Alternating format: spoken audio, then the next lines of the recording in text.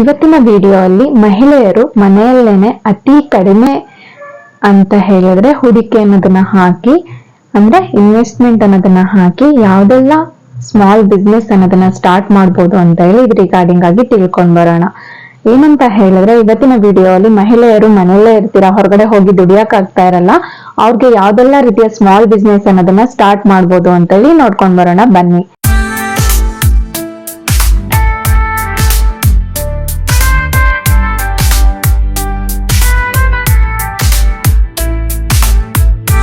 Hi hello ನಮಸ್ಕಾರ ಕರ್ನಾಟಕಕ್ಕೆ, ನಾನು ಮನಮ್ರತಾ ಕೌಶಿಕ್. ನಾನ್ ಹೇಳಿದಾಗ ಇವಾಗ ಮಹಿಳೆಯರಿಗೆ ಒಂದು ಒಳ್ಳೆಯ ಬಿಸ್ನೆಸ್ ಮಾಡ್ಬೇಕು ಅನ್ನೋದು ಇರುತ್ತೆ ಐಡಿಯಾ, ಬಟ್ ಅವ್ರಿಗೆ ಯಾವ್ದೇ ರೀತಿಯ ಅವಕಾಶ ಅನ್ನೋದು ಇರಲ್ಲ. ಏನ್ ಮಾಡೋದಪ್ಪ ಅಂತ ಹೇಳಿ ಯೋಚನೆ ಮಾಡ್ತಾ ಇರ್ತೀರಾ.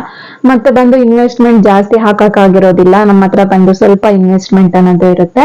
ಸೊ ಆ ಇನ್ವೆಸ್ಟ್ಮೆಂಟ್ ಅನ್ನೋದನ್ನ ಬಳಸ್ಕೊಂಡು ನೀವು ಯಾವ ರೀತಿ ಮನೆಯಲ್ಲಿ ಚಿಕ್ಕದಾಗಿ ಬಿಸ್ನೆಸ್ ಅನ್ನೋದನ್ನ ಸ್ಟಾರ್ಟ್ ಮಾಡ್ಬೋದು ಅಂತ ಹೇಳಿ ನನ್ನ ವಿಡಿಯೋ ಅಲ್ಲಿ ನಾನು ನಿಮ್ಗೆ ಎಕ್ಸ್ಪ್ಲೈನ್ ಮಾಡ್ತೀನಿ. ಸೊ ಮೊದಲಿಗೆ ನೀವೆಲ್ಲರೂ ಕೇಳಿರ್ಬೋದು, ಊಟದ ಜೊತೆಗೆ ಉಪ್ಪಿನಕಾಯಿ ಇರ್ಲೇಬೇಕು ಅನ್ನೋದನ್ನ ಎಲ್ಲರೂ ಕೇಳಿರ್ತೀರಾ. ಸೊ ಅದೇ ಉಪ್ಪಿನಕಾಯಿ ಬಿಸ್ನೆಸ್ ನಾವ್ಯಾಕೆ ಮಾಡಬಾರ್ದು ಅನ್ನೋದನ್ನ ನಾನ್ ತಿಳಿಸ್ಕೊಡ್ತೀನಿ. ಏನಂತ ಹೇಳಿದ್ರೆ, ಇವಾಗ ನೀವು ಮನೆಯಲ್ಲಿ ಉಪ್ಪಿನಕಾಯಿ ಅನ್ನೋದನ್ನ ಮಾಡ್ತೀರಾ ಆಲ್ಮೋಸ್ಟ್.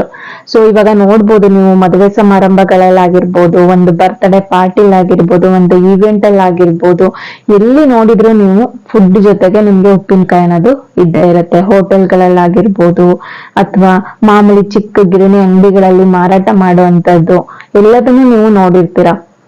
ಸೊ ಅದೇ ಬಿಸ್ನೆಸ್ ನ ನೀವು ಯಾಕೆ ಮಾಡಬಾರ್ದು ಅಂತ ಹೇಳಿ ನಾನು ಇಲ್ಲಿ ತಿಳಿಸ್ಕೊಡ್ತೀನಿ.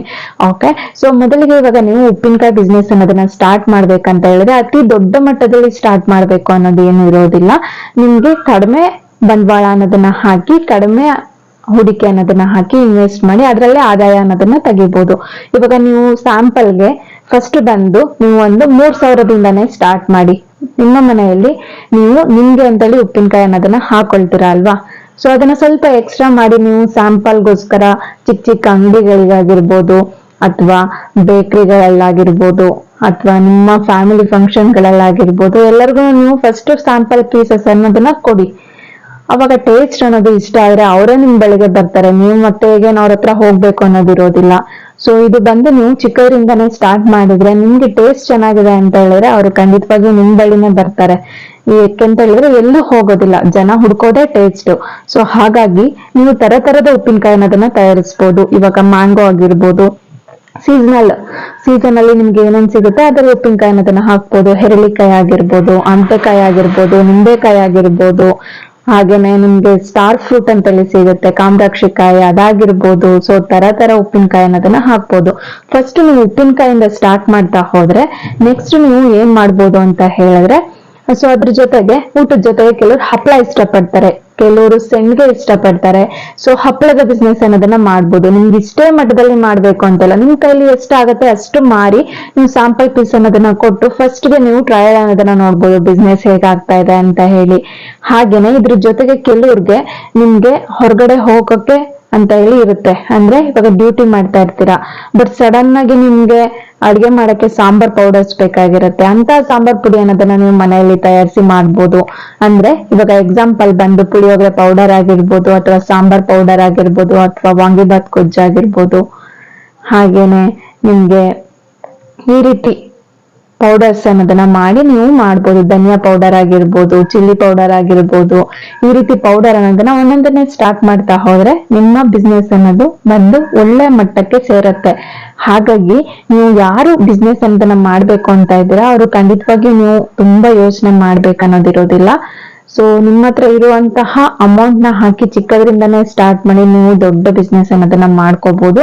ಸ್ವಲ್ಪ ಇನ್ವೆಸ್ಟ್ಮೆಂಟ್ ಅನ್ನೋದು ಹಾಕಿದ್ರೆ ಸಾಕು, ನಿಮ್ಗೆ ಒಂದೊಳ್ಳೆ ಮಟ್ಟಕ್ಕೆ ಬಿಸ್ನೆಸ್ ಅನ್ನೋದನ್ನ ತಲುಪಿಸ್ಬೋದು. ಇದಕ್ಕೆ ಅಂತ ಹೇಳಿ ನಿಮ್ಗೆ ಇ-ಕಾಮರ್ಸ್ ಪ್ಲಾಟ್ಫಾರ್ಮ್ ಸಹ ಇದೆ. ಇವಾಗ ಈವನ್ ನಿಮ್ಗೆ ಅಮೆಝಾನ್ ಆಗಿರ್ಬೋದು, ಫ್ಲಿಪ್ಕಾರ್ಟ್ ಆಗಿರ್ಬೋದು ಅಥವಾ ಮೀಶೋ ಆಗಿರ್ಬೋದು, ಶಾಪ್ಸಿ ಆಗಿರ್ಬೋದು, ಈ ರೀತಿ ನಿಮ್ಗೆ ಪ್ಲಾಟ್ಫಾರ್ಮ್ ಗಳು ಸಹ ಇದೆ. ಅದರಲ್ಲಿ ಸಹ ನೀವು ಮಾರಾಟ ಅನ್ನೋದನ್ನ ಮಾಡ್ಬೋದು.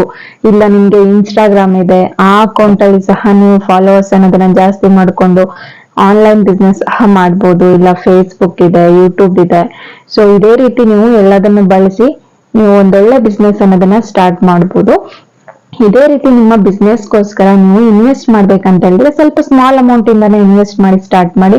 ನಿಮ್ಗೆ ಅಷ್ಟರಿಂದನೇ ಸ್ಟಾರ್ಟ್ ಮಾಡ್ಬೇಕು, ಇಷ್ಟರಿಂದನೇ ಸ್ಟಾರ್ಟ್ ಮಾಡ್ಬೇಕಂತಿಲ್ಲ. ಫಸ್ಟ್ ಉಪ್ಪಿನಕಾಯಿಂದ ಸ್ಟಾರ್ಟ್ ಮಾಡಿ, ಅದ್ರ ಜೊತೆಗೆ ಹಪ್ಳ, ಸೆಂಡ್ಗೆ ಈ ರೀತಿ ಆಡ್ ಮಾಡ್ಕೊಳ್ಳಿ. ಇದಾದ್ಮೇಲೆ ನಿಮ್ಗೆ ಅದ್ರ ಜೊತೆಗೆ ಸಾಂಬಾರ್ ಪೌಡರ್ಸ್ ಎಲ್ಲಾನು ಆಡ್ ಮಾಡ್ಕೊಂಡ್ರೆ ಇದೊಂದು ನಿಮ್ಗೆ ಸ್ಮಾಲ್ ಬಿಸ್ನೆಸ್ ಟೈಪ್ ಆಗುತ್ತೆ. ಸೊ ಸ್ಮಾಲ್ ಬಿಸ್ನೆಸ್ ಅನ್ನೋದನ್ನ ನೀವು ಮಾಡಿ ಲೋ ಇನ್ವೆಸ್ಟ್ಮೆಂಟ್ ಅಲ್ಲಿ ಮಾಡಿ ಹೈ ಇನ್ಕಮ್ ಅನ್ನೋದನ್ನ ಪಡಿಬಹುದು.